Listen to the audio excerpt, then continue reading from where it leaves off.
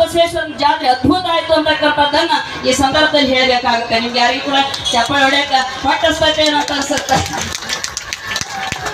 ಯಾಕಂದ್ರ ಒಂದು ವಿಶೇಷವಾಗಿರ್ತಕ್ಕಂಥ ಭಾವನೆಯನ್ನ ವ್ಯಕ್ತಪಡಿಸ್ಬೇಕು. ಅವ್ರು ಮಾಡಿರ್ತಕ್ಕಂಥ ಸೇವೆಯನ್ನ ನಮ್ಮವರನ್ನ ನಾವು ಹೊಗಳಿದ್ದೆ, ನಮ್ಮವರನ್ನ ನಾವು ನೆನವನ್ನು ಮಾಡ್ಕೊಳ್ಳಿದ್ನಪ್ಪ ಅಂತ ಹೇಳ್ತಂದ್ರ ಅದು ಮನುಷ್ಯತ್ವನೇ ಅಲ್ಲ ಅಂತಕ್ಕಂಥ ಮಾತು ಬರ್ತೈತೆ. ಹಂಗಾಗಿ ನಮ್ಮವರನ್ನ ನಾವು ವಿಶೇಷವಾಗಿರ್ತಕ್ಕಂಥ ಭಾವನೆಯನ್ನ ನೋಡಿ ಕಣ್ಣಾರೆ ಕಂಡಿರ್ತಕ್ಕಂಥ ಸನ್ನಿವೇಶದೊಳಗೆ ಅವನ್ನ ನಾವು ಸ್ಮರಣೆ ಮಾಡಬೇಕಾಗುತ್ತೆ. ಆ ಕಾರಣಕ್ಕಾಗಿ ಇವತ್ತಿನ ದಿವಸ ಎಲ್ಲ ಸಮಸ್ತ ಸದ್ಭಕ್ತರು, ನಮ್ಮ ಬಿನ್ನಾಳ್ ಗ್ರಾಮದ ಸಮಸ್ತ ಸದ್ಭಕ್ತರು ಬಸವಣ್ಣ ಎಷ್ಟೊಂದು ಭಕ್ತಿ ಶ್ರದ್ಧಾ ಭಕ್ತಿಪೂರ್ವಕವಾಗಿರ್ತಕ್ಕಂಥ ಆಚರಣೆಗಳ ಮುಖಾಂತರವಾಗಿ, ಸಂಸ್ಕಾರದ ಮುಖಾಂತರವಾಗಿ, ಭಕ್ತಿ ಭಾವದ ಪಾಕಾಷ್ಠೆಯ ಮುಖಾಂತರವಾಗಿ ನಡ್ಕೊಳ್ತಾರೆ.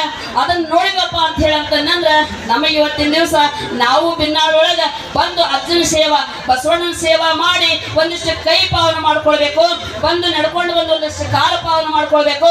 ಈ ರಥೋತ್ಸವ ಈ ಜನವನ್ನ, ಈ ಭಕ್ತಿಯ ಸಾಗರವನ್ನ ನೋಡಿ ಕಣ್ಣು ಪಾವನ ಮಾಡ್ಕೊಳ್ಬೇಕು ಅಂತಕ್ಕಂಥದ್ದನ್ನ ತಿಳ್ಕೊಳ್ಳೋ ಜೊತೆಗೆ ಇಲ್ಲೆಲ್ಲ ಸೇರಿರ್ತಕ್ಕಂಥ ಪರಮ ಪೂಜ್ಯರು ವಿಶೇಷವಾಗಿರ್ತಕ್ಕಂಥ ಮಾತುಗಳನ್ನು, ವಿಶೇಷವಾಗಿರ್ತಕ್ಕಂಥ ಆಶೀರ್ವಾಣಿಯ ದಯಪಾಲಿಸ್ಯಾರ. ಅದನ್ನ ಕೇಳಿಕೊಂಡು